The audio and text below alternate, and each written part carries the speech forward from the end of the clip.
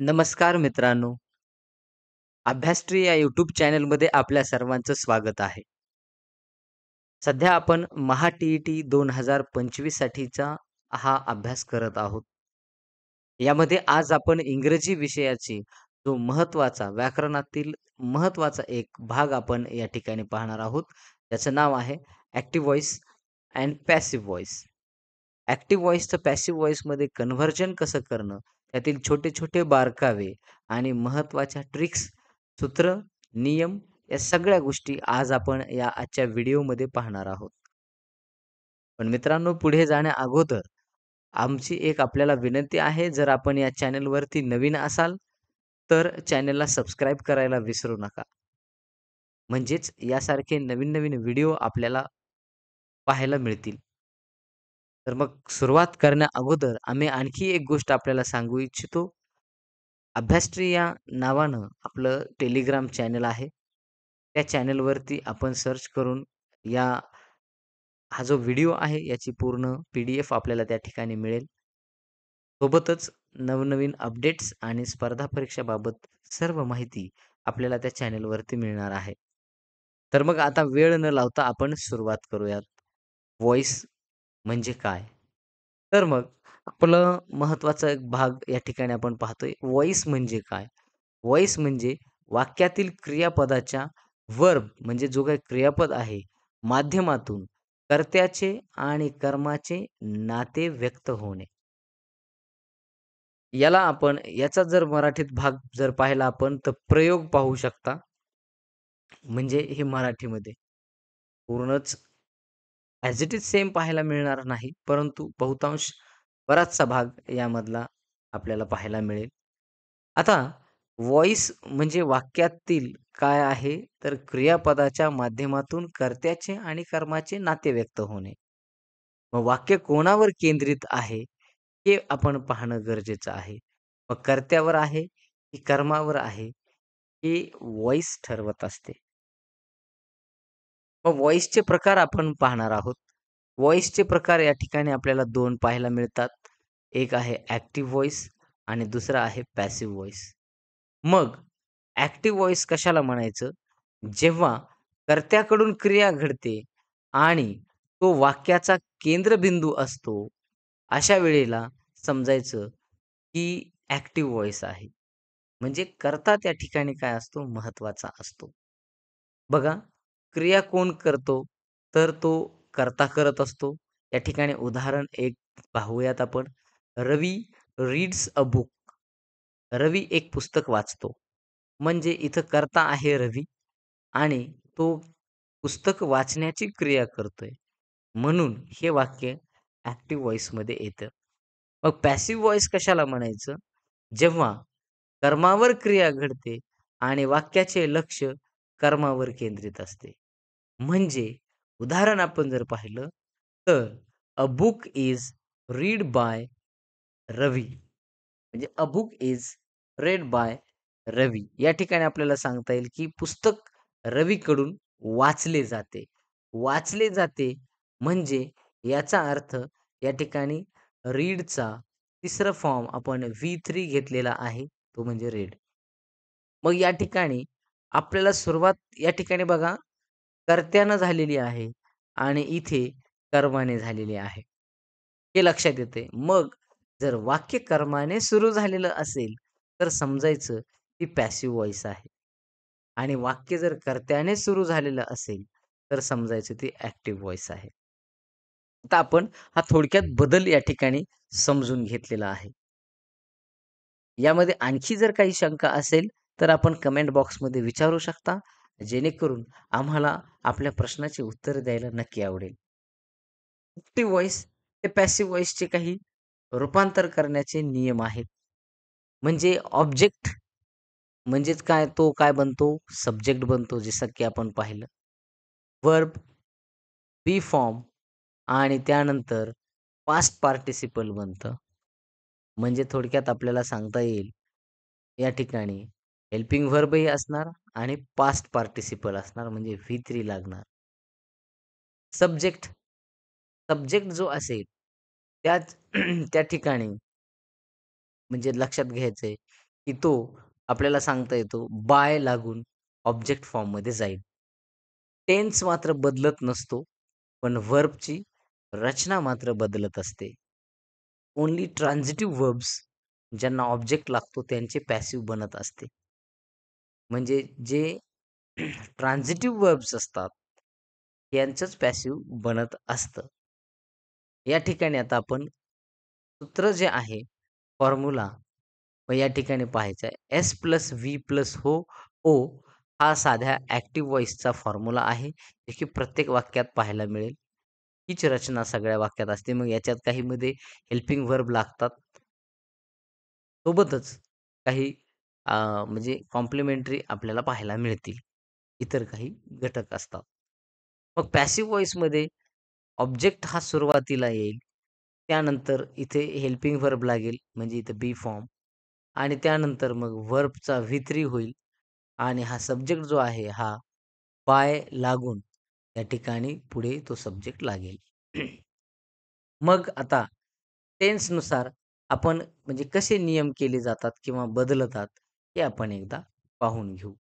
Simple present टेन्समध्ये जर आपण गेलो, तर ही राइट्स अ लेटर हे वाक्य आहे. मग काळ बदलत नाही. मग काय करायचंय? तर यासाठी अ लेटर ऑब्जेक्ट सुरुवातीला मांडा. बघा, म्हणजे इथं आता आपण काय करूयात, subject plus verb plus object हे या ठिकाणी वापरलेलं आहे.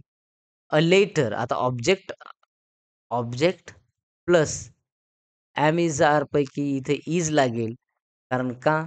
तर कर्ता हा एकवचनी आहे आणि त्या ठिकाणी इज लागणार. मग इथं बी फॉर्म म्हणजेच हा हेल्पिंग व्हर्ब असेल प्लस राइटचा रिटर्न झाला व्ही3 प्लस बाय लागला आणि बाय लागल्यानंतर जो कर्ता आहे ही, त्याची काय करायची आहे? म्हणजेच त्याची द्वितीय विभक्ती घ्यायची आहे. म्हणून मग तिथं हिम येणार.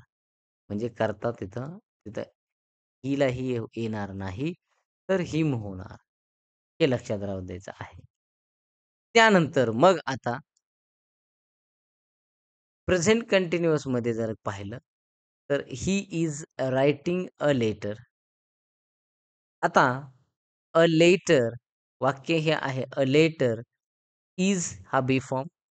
आता या काळाचा फॉर्म्युला जो आहे, बीइंग वापरावं लागेल. लक्षात राहू द्यायचं हे प्रत्येक जो काही समजा आपल्याला एक प्रेझेंट कंटिन्युअसचा जो काळ आहे, या काळामध्ये आपल्याला बीइंग वापरावं लागेल, हे लक्षात राहू द्यायचं आहे. त्यानंतर मग पुढे रिटर्न व्ही3 आहे आणि मग बाय वापरून हिम वापरायचं आहे. या ठिकाणी फॉर्म्युला काय मिळाला?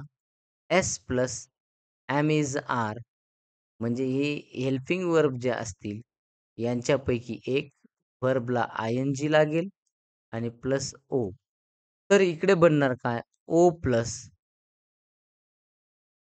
प्लस बी फॉर्म म्हणजे या कर्त्यानुसार इज वापरायचे का आर वापरायचे ठरवायचं. त्यानंतर बीइंग वापरावं लागेल आणि प्लस व्ही3 करून नंतर बाय आणि नंतर सब्जेक्ट या पद्धतीने घ्यायचे. सूत्र लक्षात ठेवा. त्यानंतर प्रेझेंट परफेक्ट टेन्समध्ये he has written a letter. A letter object झाला. ऑब्जेक्टचा सब्जेक्ट बनेल. म्हणजे इकडे ऑब्जेक्टच आहे तो, परंतु तो सुरुवातीला घ्यावा लागेल. आता इथे हॅजची रचना आहे. कधीही लक्षात घ्या, हॅव, हॅज किंवा हॅड हे जर आले ॲक्टिव्ह व्हॉईसमध्ये, तर त्यावेळेला पॅसिव्ह व्हॉईसमध्ये हॅज बीन म्हणजे जसा कर्ता असेल त्याच्या पुढे बीन लावायला विसरायचं नाही. लक्षात राहू द्यायचं आणि मग व्ही3 तयार होईल. मग a letter has been written by him या पद्धतीने तयार होईल. त्यानंतर आता सिंपल पास्टमध्ये जावा. फॉर्म्युला याचा आपला तयार होईल. Subject plus have has plus व्ही3 प्लस ओ. इथे मग तयार काय झाला ऑब्जेक्ट प्लस इथे बी फॉर्म तयार होईल. म्हणजे हेल्पिंग व्हर्बमध्ये हॅज बीन किंवा हॅड बीन.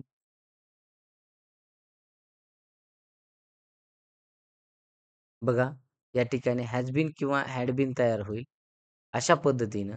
आणि मग पुढे रिटन बाय हिम. इथं आपल्याला बी फॉर्म पाहायला मिळेल.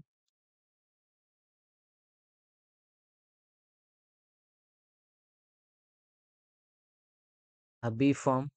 त्यानंतर मग बी फॉर्म नंतर इथं बीन वापरायचे आणि नंतर म्हणजे इथं हॅव किंवा हॅज असंच येणार, याच्यापेक्षा वेगळं येणार नाही.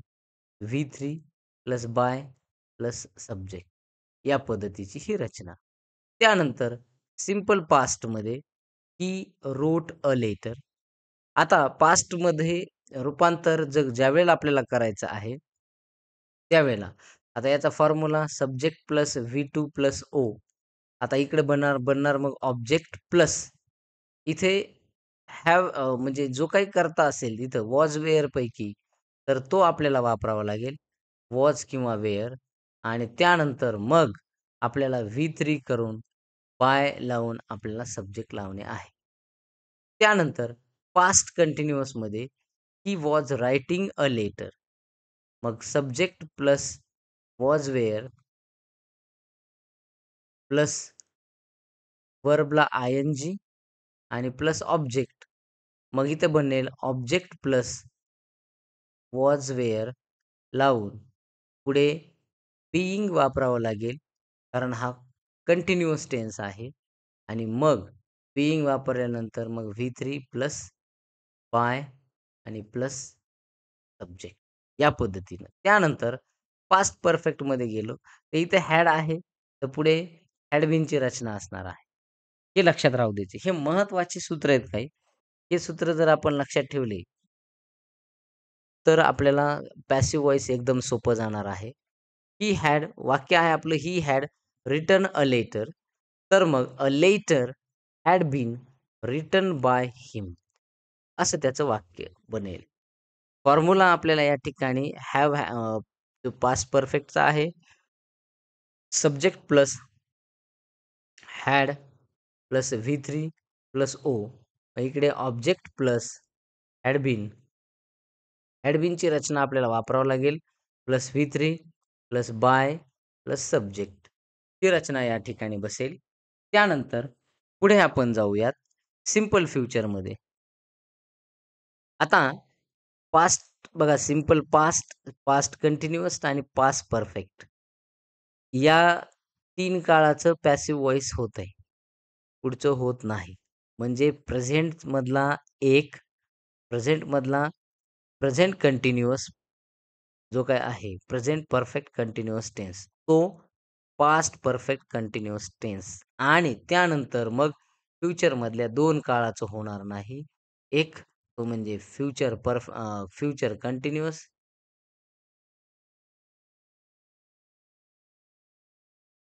फ्युचर कंटिन्युअस आणि future perfect continuous. Future perfect कंटिन्युअसमध्ये सुद्धा होणार नाही. तर हे 2 आणि इकडचे वरचे 2 असे 4 काळाचं पॅसिव्ह व्हॉईस होणार नाही. 8 काळाचं पॅसिव्ह व्हॉईस होत असतं मित्रांनो. सिंपल फ्युचरमध्ये he will write a letter. A letter will be written by him. इथं बघा जो फॉर्म्युला आहे शॅल विल वापरलेला आहे. राइट हा व्ही1 आहे आणि अ लेटर. मग या ठिकाणी अ लेटर पासून सुरुवात विल बी. आता इथं या ठिकाणी हेल्पिंग वर्ब जो असेल तो वापरणे त्या कर्मानुसार जो येईल तो शाल किंवा विल आणि त्यानंतर बी वापरून मग व्ही3 करायचा आहे. म्हणजे object plus shall will plus B plus व्ही3 plus by plus subject. Okay या पद्धतीने. आणि आता फ्युचर परफेक्टमध्ये ही विल हॅव. तर ही आता इथं ही विल हॅव आलेलं आहे. हॅवची रचना आहे तर हॅव नंतर पुढच्या वाक्यात बिन होईल आणि मग a letter will have been written by him. तर असे हे 8 जे काळाचे सूत्र आहेत हे मात्र परफेक्ट लक्षात ठेवा. 8 काळावर एवढ्यावरच पॅसिव्ह व्हॉईस थांबते नाही मित्रांनो. याच्या पुढेही आणखी दुसऱ्या काही रचना आहेत. त्या देखील रचना आपण पाहणार आहोत. पण अगोदर या 8 काळाच्या रचना आपल्याला समजणं खूप खूप महत्त्वाच्या आहेत. याच्या रचना समजल्या, की मग पुढे सोपं जातंय. सुरुवात कोणत्या वाक्याने करायची आहे आपल्याला म्हणजे कोणत्या शब्दानं? तर ती ऑब्जेक्टनं करायची आहे. जो ऑब्जेक्ट असेल त्यानं सुरुवात करायची असते पॅसिव्ह व्हॉईसमध्ये आणि मग त्या ऑब्जेक्टनुसार आपल्याला हेल्पिंग व्हर्ब वापरा आणि त्यानंतर मग जर कंटिन्युअस टेन्स असतील म्हणजे प्रेझेंट कंटिन्युअस आणि पास्ट कंटिन्युअस तर तिथे बीइंग वापरा. जर समजा तिथे जर परफेक्ट टेन्स असतील समजा, तर तिथं हॅड आणि हॅजची रचना ऑलरेडी ॲक्टिव्ह व्हॉईसमध्ये आलेली असेल, तर त्याच्यासमोर पुढे बीन वापरायला विसरायचं नाही. म्हणजे त्या पद्धतीने अशा ट्रिक्स जर तुम्ही लक्षात ठेवल्या, तर मात्र सोपं जाईल आणि शाल विलचं जर रचना असेल, तर बी वापरायचे पुढे. हे मात्र लक्षात ठेवायचं आहे. चला त्यानंतर काही मॉडेल ऑक्झिलरीज असलेली काही वाक्य असतात. ते वाक्य या ठिकाणी बघूयात. ॲक्टिव्हचे पॅसिव्ह कसे होतात तर. या ठिकाणी आपल्याला पाहायला मिळतील. बघूयात मग आता कोणते वाक्य आहेत ते. चला, शी कॅन सॉल्व्ह द प्रॉब्लेम. ज्यावेळेला इथं कॅन हे काय आलेलं आहे, तर या ठिकाणी ते हेल्पिंग व्हर्ब म्हणजेच थोडक्यात मॉडेल ऑक्झिलरी म्हणून त्या ठिकाणी ते काम करतंय. मग रचना तशीच. द प्रॉब्लेम बघा, रचना तशीच. द प्रॉब्लेम कॅन नंतर मात्र याच्यानंतर पुढे बी वापरायचे आहे आणि कॅन बी करून पुढे सॉल्व्ड व्ही3 वापरायचा आहे आणि नंतर बाय वापरून याची काय करायची द्वितीय विभक्ती घेऊन टाकायची आहे. या पद्धतीनं. त्यानंतर you must obey the rules. Sentence is and what we have to passive make the passive in passive the rules must be obeyed by you. बघा ऑब्जेक्ट आहे द रूल्स हा सुरुवातीला आला. हेल्पिंग व्हर्ब आहे इथं मॉडेल ऑक्झिलरी म्हणून. Must त्यानंतर बी वापरायला विसरायचं नाही. ओबेड व्ही3 झाला आणि नंतर मग बाय वापरून हेल्पिंग व्हर्ब जसाच तसा यू. त्यानंतर they should clean the room. मग the room should be cleaned by them. हे लक्षात राहू द्यायचं. इकडे देचं काय होतंय? देम होतंय. आपल्याला सांगता येतं. त्यानंतर पुढे आपण जाऊयात. आता आपण जे पाहिलेलं आहे आतापर्यंत हे टेन्सनुसार, त्यानंतर मॉडेल्सनुसार म्हणजे मॉडेल ऑक्झिलरीनुसार. आता आपण पाहूयात इम्पेरेटिव्ह म्हणजे आज्ञार्थक काही वाक्य असतात.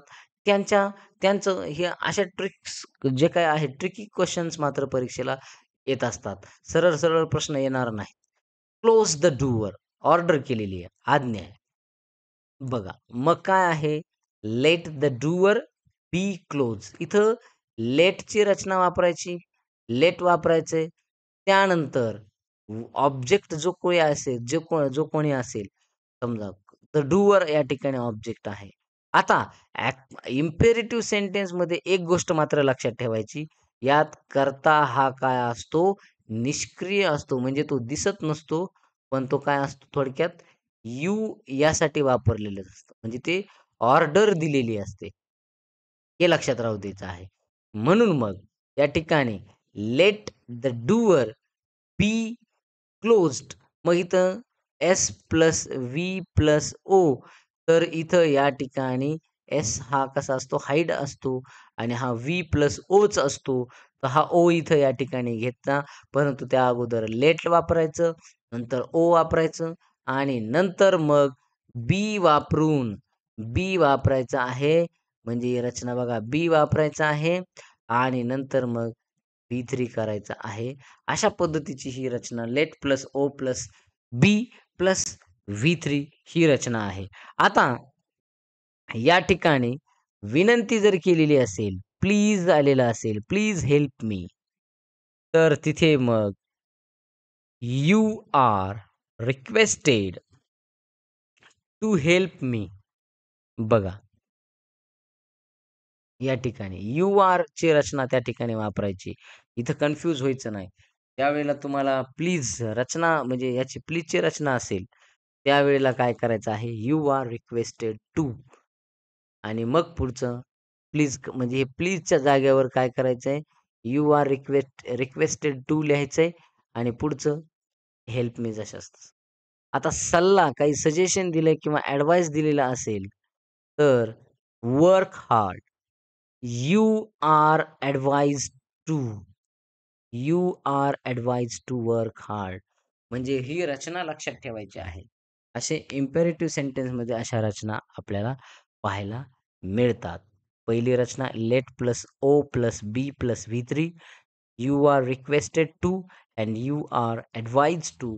आपल्याला समजलं पाहिजे की कोणत्या ठिकाणी प्लीज आलेलं असेल तर ती विनंती असते. You are requested to. आणि मग जर काहीतरी काम करायला सांगितलेलं असेल, ज्याच्यातून भलं होत असेल, तर तो ॲडवाइस असतो आणि मग यू आर ॲडवाइज्ड टू. अशा पद्धतीची ही रचना आपल्याला पाहायला मिळते. त्यानंतर पुढे आहे प्रश्नार्थक वाक्य. आता प्रश्नार्थक वाक्यामध्ये आपल्याला डीड इथं इथं हे जे वाक्य आहेत, हे वाक्य आपल्याला सांगता येतात. हे कसे आहेत हे? म्हणजे या वाक्यांना आपण एस-नो टाइप क्वेशन्स असं म्हणत असतो. मग एस-नो टाइपचे क्वेशन ज्यावेळेला येत असतात, त्यावेळेला आपल्याला सांगता येतं म्हणजे लक्षात घ्यायचं आहे, की तिथून did he write a letter. इथं सुरुवातच हेल्पिंग व्हर्बनं झालेली असते. मग यांचं ॲन्सर फक्त येस किंवा नोच येत असतं. असे प्रश्न तयार होत असतात. Did he write a letter? तो पत्र लिहितो का? त्याने पत्र लिहिले का? मग येस किंवा नो. आता मग या ठिकाणी बघा कर्ता आहे सॉरी ही आहे कर्ता. त्यानंतर मग ऑब्जेक्ट आहे अ लेटर. अ लेटरसाठी कोणता पॅसिव्ह फॉर्म म्हणजे हेल्पिंग व्हर्ब कोणता येईल? तर वॉज येईल आहे लेटर. म्हणून मग वॉज अ लेटर रिटन व्ही3 या ठिकाणी आलेला आहे बाय हिम. मग आता पुढे is he writing a letter? आता या ठिकाणी आता इथं अ लेटर आहे म्हणजे पुन्हा इज येणार याच्यासाठी. Is a letter. काळ कोणता आहे? तर तो कंटिन्युअस टेन्स आहे. म्हणजेच हा प्रेझेंट कंटिन्युअस आहे इजमुळे. मग इजसाठी लिहिलं is a letter being being आणि मग रिटन बाय हिम. आणि मग पुढे या पद्धतीनं बघा हेल्प इथं आपण वाटलंस तर स्ट्रक्चर एकदा तयार करू. म्हणजे इथं काय येणार? हेल्पिंग व्हर्ब येणार म्हणजे बी फॉर्म. त्यानंतर सब्जेक्ट येणार. त्यानंतर मग व्हर्ब येणार. नंतर मग ऑब्जेक्ट असणार. पण इकडे रचना हेल्पिंग व्हर्बच येणार अगोदर. परंतु इथं नंतर ऑब्जेक्ट येणार. मग ऑब्जेक्ट नंतर इथे काय येणार? जर समजा आता इथं ऑब्जेक्ट आलेला आहे. मग ऑब्जेक्ट नंतर आपल्याला सांगता येतं सरळ-सरळ इथं व्ही3 येईल आणि मग बाय लागून पुढे सब्जेक्ट होईल आणि क्वेशन मार्क जसाच तसा राहतो. इकडेही क्वेशन मार्क असतो. आता या ठिकाणी काळ जसा आहे वरच्या काळानुसार इथं बिइंग आलेलं आहे. एवढं मात्र आपण विसरायचं नाही. त्यानंतर हॅज आहे म्हणजे इकडं हॅज अ लेटर बीन म्हणजे हॅज बीनची रचना इथंही लागू पडते. चला त्यानंतर काही विशेष बदल आहेत ते आपण पाहूयात. पीपल से आता असे थोडेसे कॉम्प्लिकेटेड प्रश्न पडतात परीक्षेमध्ये सुद्धा. बघा people say he is honest आणि हे वाक्य आहे. याचा आपल्याला पॅसिव्ह व्हॉईस करायचा आहे. मग काय? He is said to be honest. आता या ठिकाणी बघा म्हणजे इथं काय? इथं आता हे जे बदल असतात हे काय सूत्रानुसार वगैरे नसतात. या गोष्टी काय करायच्या आहेत? लक्षातच ठेवायचे. पीपल से लोक म्हणतात he is honest. He is honest आहे. तो कसा आहे? थोडक्यात प्रामाणिक आहे. मग he is said to be honest. त्याला ऑनेस्ट म्हटलं जातं. बघा अशी ही रचना आहे. मग they believe she won the prize. बघा त्यांना विश्वास आहे, ती बक्षीस काय करेल? तिने they believe she won the prize. ती बक्षीस जिंकणार. She is believed. तिच्यामध्ये विश्वास ठेवलेला आहे किंवा विश्वास आहे to have won the prize. आणि म्हणून मग इथं काळ आपल्याला पाहावा लागेल. ते बिलीव्ह आणि मग इथं she is believed to have won the prize. त्यानंतर it is time to start. It is time for. बघा, इट इज टाईम टू ची रचना इट इज फॉर मध्ये करायची असते. हे लक्षात ठेवायचं आहे. वर्क टू बी स्टार्टेड म्हणजे वर्क इथं हे हेल्पिंग सॉरी ऑब्जेक्ट हा आहे. मग नंतर ऑब्जेक्ट घ्यायचा आहे आणि टू बीची रचना तिथरी लावायचा आहे. तर लक्षात ठेवण्यासारखे मुद्दे लक्षात घ्या. इंट्रान्झिटिव्ह वर्ब्स ज्यामध्ये मग स्लीप, कम, गो यांचे पॅसिव्ह होत नाही. त्यानंतर पॅसिव्ह व्हॉईसमध्ये एक गोष्ट लक्षात घ्यायची आहे. इथं बघा, तर पॅसिव्ह व्हॉईस होत नाही कोणाचे स्लीप, कम, गो हे इंट्रान्झिटिव्ह वर्ब्सचे. त्यानंतर ट्रान्झिटिव्ह वर्ब्स लागतात. त्यानंतर पॅसिव्ह व्हॉईसमध्ये बाय हे नेहमी आवश्यक असते. Window wall broken by someone हे टाळले आहे. परंतु लक्षात कर्ते नाहीत म्हणून म्हणजे याचा अर्थ असा नाही, इथं कोणीतरी झालेलं आहे, कर्त्याकडून क्रिया घडलेली आहे. म्हणून त्या ठिकाणी तो कर्ता यात मांडलेला नाही. परंतु पॅसिव्ह व्हॉईसचंच ते वाक्य असतं. पॅसिव्ह व्हॉईस लेखनात अधिक औपचारिक वापरात येते. रिपोर्ट्स, न्यूज, ऑफिशियल लेटर्स यासारखे. त्यासोबतच सरावासाठी काही उदाहरणं या ठिकाणी आपल्याला आहेत. बघूयात मग ते. The teacher teaches English. The teacher teaches English. English is taught by the teacher. English is taught by the boy was playing football. The football was being played by the boy. त्यानंतर पुढे आपल्याला सांगता येतंय they have completed the project. The project has been completed by them. तर या आपण काही गोष्टी लक्षात ठेवूयात. तर बघा, महा-टी-ई-टीसाठी काही महत्त्वाच्या टिप्स आपल्याला सांगता येतात. बी फॉर्म म्हणजे हेल्पिंग व्हर्ब लक्षात ठेवणं गरजेचं आहे. व्ही3 पॅसिव्ह व्हॉईस ओळखण्याचे हे सर्वात सोपे सूत्र आहे. त्यानंतर ग्रामर सेक्शनमध्ये या महा-टी-ई-टीला 1 किंवा जास्तीत जास्त 2 प्रश्न येत असतात. वाक्यातील सब्जेक्ट, व्हर्ब आणि ऑब्जेक्ट ओळखणं हे अत्यंत महत्त्वाचं असतं आणि टेन्सचा टेबल, वर्ब फॉर्म्सचा टेबल आपल्याला नीट लक्षात ठेवावा लागेल. वर्ब्स नीट बघून घ्यावे लागतील. व्ही1, व्ही2, व्ही3 कारण प्रत्येक काळात पॅसिव्ह व्हॉईसमध्ये व्ही3च आलेला आहे आणि व्ही3च असतो. त्यासाठी आपण काय करायचं आहे, व्यवस्थितरित्या ते पूर्ण म्हणजे बहुतांश क्रियापदाचे दोन्ही तिन्ही रूपं सुद्धा पाठ करून घ्यायचे आहेत.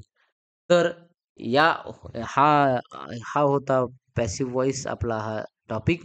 मित्रांनो नक्कीच आपल्याला हा व्हिडिओ म्हणजे एक थोडक्यात फुल ना फुलाची पाकळी असं म्हणूयात, की थोडक्यात त्या पद्धतीनं का होईना, पण तुमच्या कामी येणार आहे, आलेला आहे आणि या पद्धतीनंच असेच नवनवीन व्हिडिओ पाहण्यासाठी आमच्या या चॅनलला तुम्ही सबस्क्राईब करा. या ठिकाणी आपण थांबूयात. Thank so much. धन्यवाद.